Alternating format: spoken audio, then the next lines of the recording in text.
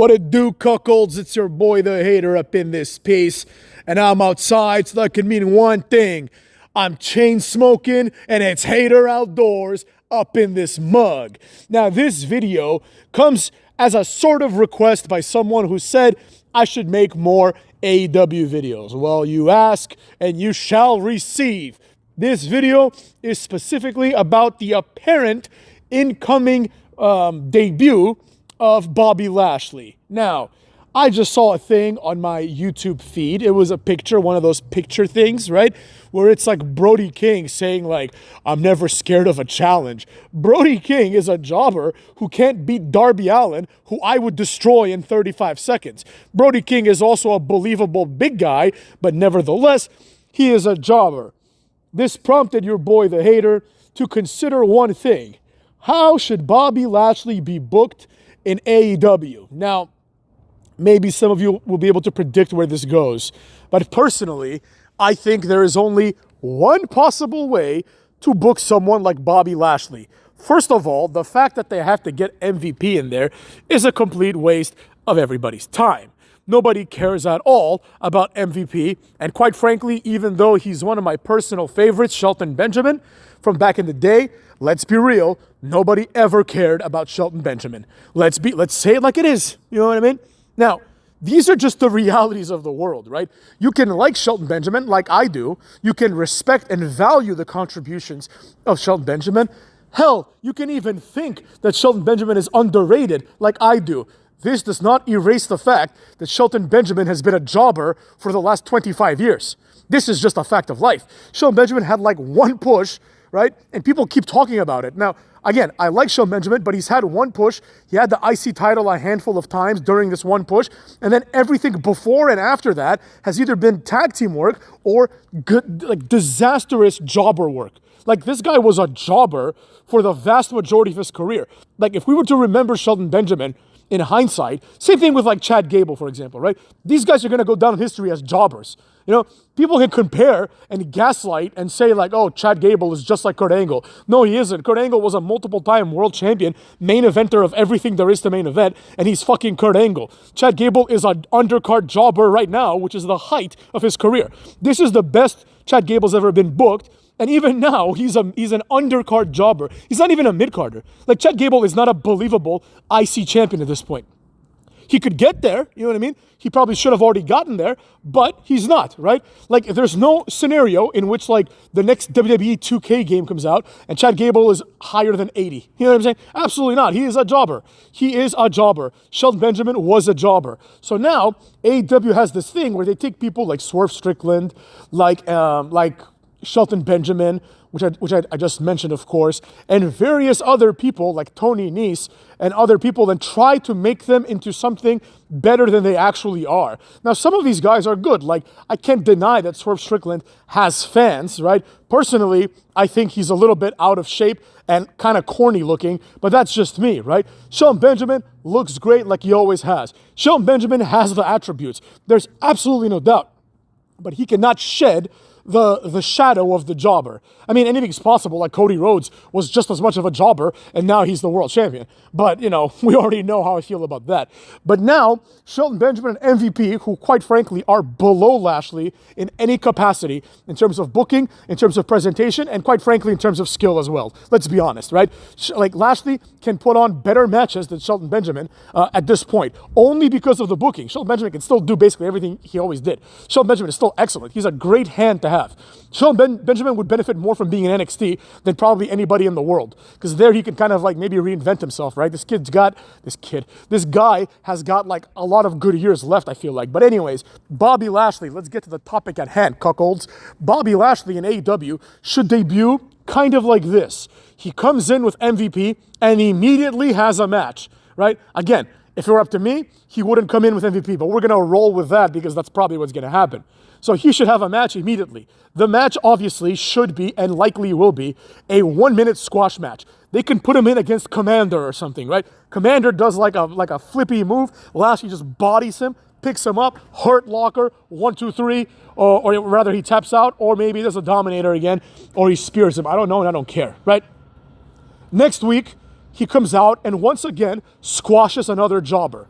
We do this for a couple of weeks, and then he moves on to win a title. You could put him, for example, you could have Bobby Lashley against Okada, if you don't want to push him to the world title. You have him against Okada, and the match should go as follows. Okada comes out, flips off Bobby Lashley, Lashley bodies him, picks him up, and in under 1 minute, puts the Hurt Locker on him, or the Hurt Lock, I should say, on him, and Okada just passes out. That's the only viable way to book Bobby Lashley in this company of little guys, right? It's as simple as that. Lashley represents a unique individual in AEW. And he's unique because he's big, and also he's over, and he's a former champion. All the other big guys they got, who in my opinion are actually quite great, like Wardlow and Powerhouse Hobbs, more on those guys later, right? These guys are obviously being held back. Like the fact that they're still trying to push Orange Cassidy after 5-6 years of dwindling ratings, right, just shows how much Tony Khan understands. Oh, he sells more t-shirts. Yeah, because you've pushed him, you've put him over, right? Powerhouse Hobbs would sell a lot more t-shirts if he would win that goddamn match. You know what I mean? But anyways, that's not here nor there. Bobby Lashley cannot get this treatment, right? Bobby Lashley is not Miro. Bobby Lashley is not Powerhouse Hobbs. Bobby Lashley is not even Wardlow. Bobby Lashley eats at a different table, as we say back in the home country, right? He eats separately. He is special. He is the only guy that AEW has ever had, aside from Christian Cage and Edge, that is special, right? And Bobby Lashley should go out there and he should start dominating fools, right? Then you feed him one of the big guys that's going nowhere. One of the people that I just mentioned, except for Powerhouse Hobbs, right? You feed him perhaps Luchasaurus, right? He destroys Luchasaurus and rips off his mask, and now you can make Luchasaurus into a star when he comes back, if you so choose, right?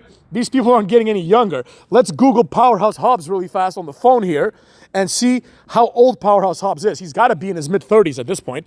You know, he's been there for like 6 years, 33, almost 34, you know what I mean? So Powerhouse Hobbs, if it's going to happen, it needs to happen now. Eventually, Bobby Lashley should become, obviously, the AEW champion, right? I understand now they found themselves fisted because they've given the title to Jon Moxley. It would be more powerful for Bobby Lashley to just come in and just destroy Daniel Bryan, right? But now, Jon Moxley's going to do his thing. Daniel Bryan's not going anywhere, I don't think, at this point. And then eventually, Christian Cage needs to win the world title as well, so they can set that up with Edge again, you know? And hopefully Christian wins the feud with Edge to culminate their careers. But anyways, it's neither here nor there. At some point, Lashley needs to become the world champion. The biggest problem AEW has done is attempt to push their jobber titles to mean something, right? Nobody gives a shit about the TNA, the TNT champion. I don't even know who the TNT champion is right now. Nobody gives a rat's ass about the Continental champion. Nobody gives a rat's ass about the ROH World Heavyweight Champion, even though Mark Briscoe is awesome. Nobody cares about any of these titles. Nobody wants to care, right? You've ruined these titles when you had Eddie Kingston hold them. Eddie Kingston, who is in the running for worst wrestler of all time. This guy can't do anything. He's just like this fat dude with no muscle. Right? And just the fact, I know people like him, and I really do believe that this guy is so dumb that he really thinks he's a tough guy. Oh, he took a chair to the head. Great. Good for him. He's a fat nothing as far as I'm concerned, right? Luckily, he's not on TV anymore because this guy is a ratings vacuum. Now, with all that being said, Lashley should also dominate this guy. He should be beating everybody in under 3 minutes so you can sell Lashley as the credible threat that he really is, right? The argument here is very simple. Lashley in WWE was perhaps not motivated. He was held down by the man. I don't care what direction they go with. But Lashley here is uninhibited, and now he understands basically that he needs to do whatever the hell he needs to do. Basically a Bronson Reed type gimmick, except instead of a fat Samoan, you have Bobby Lashley, right? This just shows right here how dumb Triple H is. Like, you're going to push Bronson Reed, who I actually like, when you have Lashley? Like, why not just take everything that Bronson Reed did, just have Lashley do it? Right?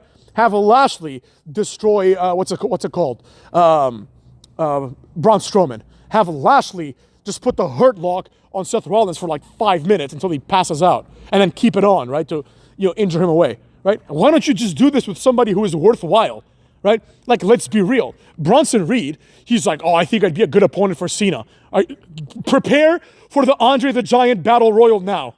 Like, Bronson Reed has this impression that he's going to be this WrestleMania opponent for Cena's last WrestleMania. Have you lost your mind?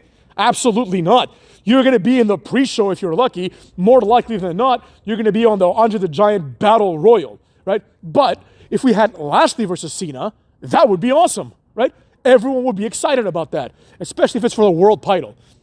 You have complete mediocrity running through the WWE roster, including Gunther and Cucky, and Lashley, who I will concede, Lashley's kind of boring, but he can afford to be boring because he's Lashley, right? He excels at all the other attributes. Lashley's not the perfect wrestler, but aside from his charisma, or lack thereof, I should say, Lashley has all the attributes. He's a good-looking guy. He looks like $1 million in terms of his physique, right? He's got incredible presence. He's a veteran. He obviously takes fitness and health seriously. And perhaps most importantly of all, as it pertains to Lashley, he's believable in a sea of jobbers, right? It should be like Lashley versus Drew, and the winner of that wrestles Braun Strowman for the world title. Instead, it's like Gunther, who hasn't done a sit-up in his life. Gunther's out there being like, I am the best wrestler. What? Like, nobody, only a moron would look at Gunther and Lashley and think that Gunther has any chance, right? In any capacity. This is, even if you didn't know Lashley's combat background, right? If you just saw them, you'd be like, I don't care if Gunther is a triple black belt and everything, he's going to destroy Lashley. Oh, but Hater, I think Ilya Topuria would beat Lashley. Here's what would happen if Ilya Topuria or any other UFC little guy, or even big guy probably, fought Lashley. They would start, Lashley would put him in the hurt lock. He would probably put him in the hurt lock. That's how much smaller this guy is. Lashley needs a massive push, the likes of which we've never seen in AEW. That's also another thing that needs to be noted. AEW has never had a massive push. No one ever gets pushed in this shithole company, right? There's not one person where it's like, this is the man now. We're going to push this guy to the moon, and we're going to eventually culminate this with him winning the title. Instead, it's this 50-50 booking, right? And the people that get pushed, like Wardlow, all of a sudden are in the undercard. They're not even on TV. Like, Wardlow's probably like 35-1 in AEW, but it doesn't matter. David Ogogo, or whatever his name is, Anthony Ogogo, I think either David or Anthony Ogogo, this guy has like one loss to Cucky Rhodes. And when he wrestled Cucky Rhodes, he was either bald or had very short hair. But if you look at his picture on the AEW website, now he's got long hair. Like, he's been able to grow his hair from nothing to all the way to like shoulder length from, I think he has like dreads or whatever, or, you know, braids, right? Maybe I'm thinking of the wrong guy, right? And all this time, he hasn't been on TV once. What was the point of that other than to push Cucky Road so you could leave your dumbass company, right? Do it right one time. That's all I ask. Do it right one time. You've had all of these WWE jobbers basically just steal money from you. The fact that Miro is still employed in this company, this is reaching like JTG, you know, Primo and Epico levels. You know what I mean? Of complete jobberish nonsense. Like, he doesn't do anything. It says right here. I just Googled it. He is signed to AEW. Miro, that is. Miro is signed to AEW. Let's see his bullshit professional wrestling career. This guy shouldn't have any money because he's never drawn a dime in his life, except for maybe in the WWE. So here it is. In September, it was reported that Miro requested his release from AEW. Okay, he's not a complete moron, I suppose. Maybe Triple H will get him. The last thing that it says here of note is Miro made a return to AEW television on May 10th, 2023, which is more than a year ago, right? Let's see here. Miro made it. He's done nothing, basically. He's done absolutely nothing. Miro went on another hiatus to recover from an injury he suffered in September 2023. So it's been over a year. This guy's done nothing except to get paid. I don't even know why he asked for his release. He's just getting paid to do fuck all. You know what I mean? Like, but hey, it is what it is. Maybe he's a man of character. Who knows? But the point is, Lashley should come in and squash all of these jobbers one by one. As a matter of fact, there is not one person in this roster at all in any capacity that Lashley should have any problem with. Like, him versus Jon Moxley. Jon Moxley can come in doing his like tough guy like facial expressions, and the match should end the same way that it would end against Darby Allin. Spear, pick him up from his head, hurt lock, under 1 minute, Moxley passes out. This is what would happen in real life, and wrestling has to sometimes, not always, has to sometimes mirror real life. Then, as usual, the hater would be validated, and we would have a star, right? A star a legitimate guy that you can say now is an AEW champion. Then, the next logical step, I think the story writes itself. Powerhouse Hobbs, in my opinion, at this point, is superior to Wardlow, so it should be him. Powerhouse Hobbs has then the first competitive match with Lashley and narrowly loses. But his loss, I should say, is so respected because he finally gave Lashley like a run for his money that now he can be elevated to the main event and then he can win the title, or even if he doesn't. The point is he can be elevated even with a loss. But the only way you can be elevated with a loss is if you have a competitive match with someone that does not have competitive matches. An example of this, a failed example of this, is Cody Rhodes. Cody Rhodes wrestled Brock Lesnar. Brock Lesnar is known for beating people in like 2 minutes, right? That's his shtick. He destroyed Kofi Kingston. He just beats people in 2 minutes, right? Or less sometimes. Like Ricochet, he beat him in like 35 seconds. It was great. But Cody Rhodes gave him a run for his money a few times. Eventually, he overcame the odds and beat Lesnar, which is one of the dumbest decisions of all time. And then now Lesnar shook his hand and people were like, this wasn't planned. Yes, it was. Yes, it was. There's no universe in which Brock Lesnar respects Cody Rhodes. There is no way, motherfuckers. There is no way that someone like Brock Lesnar respects a little crybaby like Cody Rhodes. You know, who's like, oh, this and that, that and this, they held me down. You'll never take my name. Like, shut up. You know what I mean? Enough of this shit, you know? So Bobby Lashley needs to be presented as AEW's answer to Brock Lesnar. It's as simple as that, right? And then this will elevate everybody. A rising tide lifts all ships, or in this case, a rising Lashley lifts all shits. You understand what I'm saying? Because that's what this roster is full of. It's a bunch of jobbers that have earned no money for this company that are still there. The company stays afloat because of underappreciated wrestlers like Jericho that people say, we don't want to see you anymore. Because these dumb fucks, they want to see Danhausen, who's been with the company for like 4 years and has had like 0 matches. You know what I mean? Danhausen is what people want to see. Danhausen is signed to All Elite Pro Wrestling. Danhausen has never drawn a dime in his career. You understand what I'm saying? There's a lot of Danhausens in this company. Where the hell is FTR? I haven't really been keeping up with AEW, but I haven't heard anything about them yet. Nobody's complained about lack of opportunities with them. Mercedes Moné has been a complete disaster. You know what I mean? The state of AEW is just disastrous. And only Lashley can save this bullshit company at this point. And with that being said, the hater's going to sign off and get ready for his next video. Cuckwads.